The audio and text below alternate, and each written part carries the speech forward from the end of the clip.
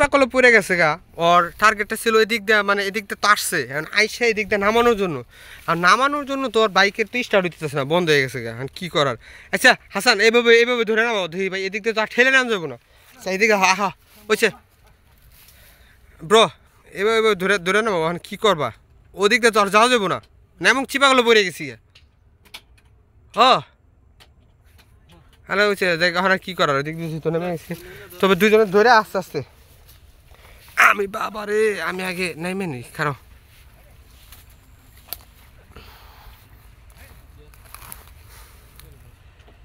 মানে আমি নামলাম, ডালুটা মানে সেই ডালু নামবো আস্তে আস্তে ধরে নিউট্রাল নিউট্রাল করে ক্লাস ধরে ধরে, ক্লাস ধরে না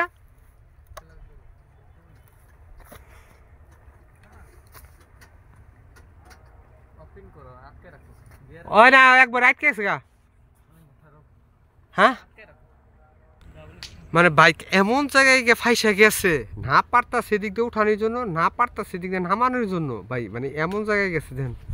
ওই যে রাস্তার এদিকে চিপা এদিক দিয়ে যাইতেছিলাম, ঢালো জায়গা, ওই যে বাইক আছে ওই পাশে, ওই যে বাইক আছে ওই পাশে, মানে এমন চিপাই গা ফাইসে গেছে।